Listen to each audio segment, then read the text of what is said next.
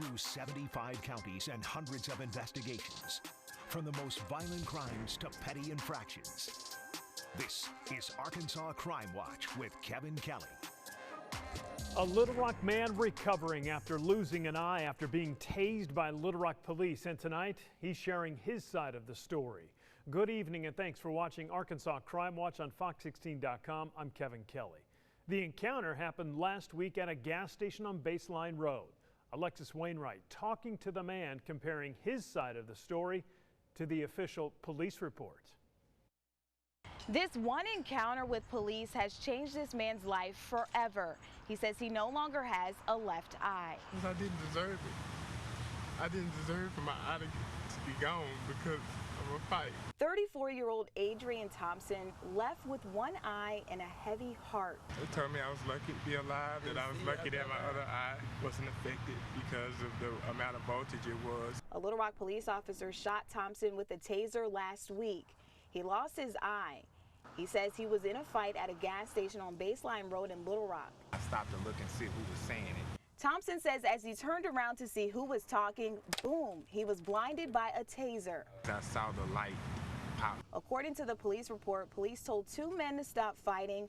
Police say one of the men stopped and put his hands up and say Thompson kept punching the other man. And that's when police said, taser, taser, taser. And the officer said he tased Thompson in the left shoulder and left eye.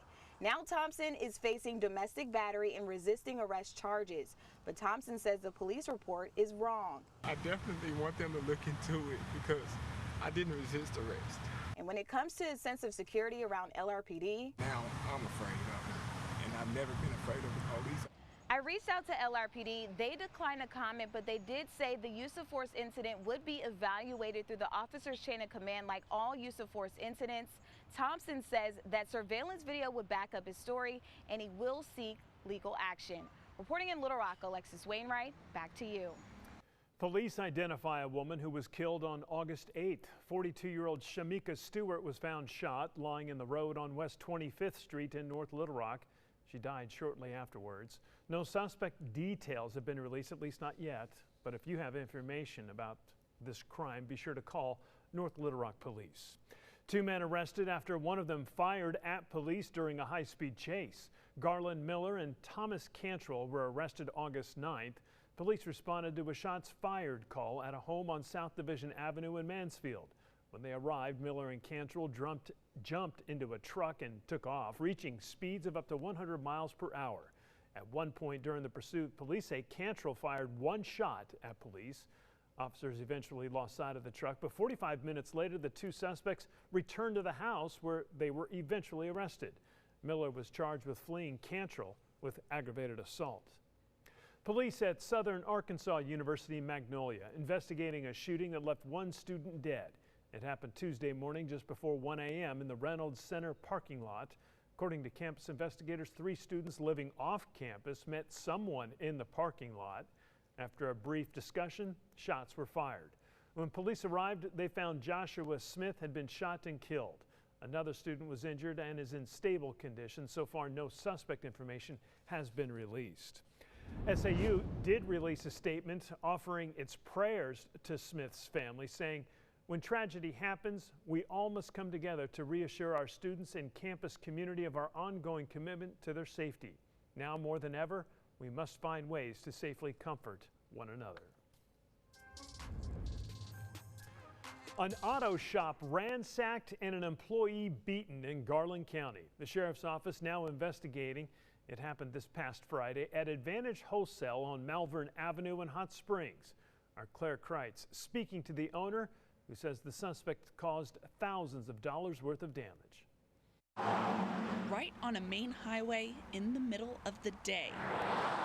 I just couldn't believe it. Ramey Smith says 2 men and a woman barged into his auto shop, wreaking havoc. Ripped the AC unit out of the wall. Only one employee was manning the shop. He said he stood up and they hit him and knocked him almost unconscious right off the bat. Smith says one of the men continued to beat the employee. He's a 140-pound guy. I mean, he's like this right now. The other was grabbing anything he could get his hands on. They tore through all here looking for the keys to the cash register, just took the whole cash register. They took his keys, they took his wallet, his cell phone. They took every belonging he had off of him. It didn't stop there. They went into the garage and busted 2 windshields. Maybe they just punched it, I'm not sure. And then slashed the 2 tires right here. Once the damage was done, they left.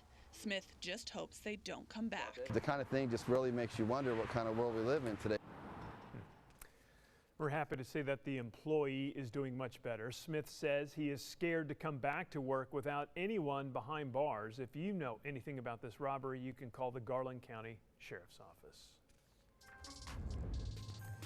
We begin tonight's Crime Tracker report in Pine Bluff, where police are investigating a double homicide that happened in the 100 block of West 17th Street. This all unfolding this past Thursday. According to a report, officers were called to a home about a possible shooting. When they arrived, they found 39-year-old Christopher Gates with multiple gunshot wounds. He was pronounced dead at the scene. A second victim, 18-year-old Charles Washington, was also shot multiple times. He was transported to a hospital where he later died during surgery. This, by the way, is Pine Bluff's 16th and 17th homicide of the year. One man is in the hospital after a shooting in Little Rock. Police say it happened Wednesday at a home on Asher Avenue. The man, now listed in stable condition, according to a Little Rock police spokesperson. His name, however, has not yet been released. We're told 2 men working at a body repair shop heard the shooting, then assisted the victim, who was in a vehicle, and called for help. I was inside working, and when I heard the shots, I just ran outside to see what was going on. Police say around 20 rounds were fired. Detectives worked the scene to try and determine what led up to the shooting. Still no word, though, about the person responsible. Police in Branson arrested 6 people earlier this week, including a motel manager, following a counterfeit money investigation.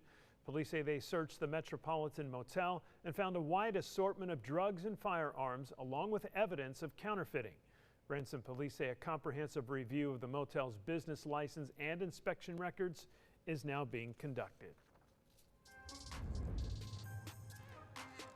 A man living in central Arkansas has been linked to a 24-year-old cold case in Alaska. After years of investigating, several law enforcement agencies worked together to find the suspect who committed suicide. Our Alexis Wainwright explains how authorities were able to find the man using what's called a sniff DNA profile.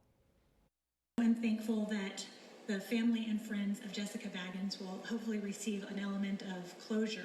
This case dates back to 1996 when police say Jessica Baggins disappeared in the early morning hours in May. Her body was found 2 days later. And after years of searching, in February 2019, a SNP DNA profile was developed and uploaded into public genealogy databases. After several months of genealogical research, a new subject emerged, Steve Allen Branch. Alaska State Troopers named 66-year-old Steve Branch of Austin, Arkansas, as the suspect who sexually assaulted and murdered 17-year-old Baggins. The plan was to secure a DNA sample directly from Branch under the authority of a search warrant, and if the profiles matched, investigators would take Branch into custody and charge him with Jessica's murder.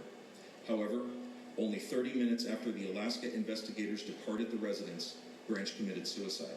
Police say Branch killed himself on August 3rd after denying to investigators that he had any knowledge of the crime and refusing to provide a DNA sample for comparison. After securing a search warrant, Branch's DNA was collected during his autopsy. On Monday, Alaskan officials confirmed Branch's DNA matches the suspect's DNA on Baggins at the scene. We know that nothing will ease the pain that Jessica's family and friends have felt over the years. It is worth noting that back in 2019, the Alaska Bureau of Investigation's Cold Case Unit uploaded a genetic sample taken from the original crime scene to genealogy databases. 1 year later, the genealogy path resulted in suspect Steve Branch. Investigators determined he was living in Sitka, Alaska at the time of the murder and had lived along the same road where Baggins' body was found.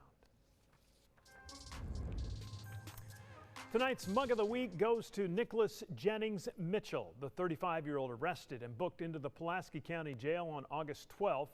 He's now charged with theft of property and commercial burglary and is currently being held on no bond. As we leave you, here's a look at Arkansas's most wanted. We want to remind you all of the suspects you've seen tonight are innocent until proven guilty in a court of law. Remember, if you have any information on any of these cases we talked about tonight, you're asked to call your local police department. Thanks for watching Arkansas Crime Watch. I'm Kevin Kelly. Be smart, be safe, and if you see something, say something. I'll see you tomorrow night on Fox 16 News at 5:30 and 9.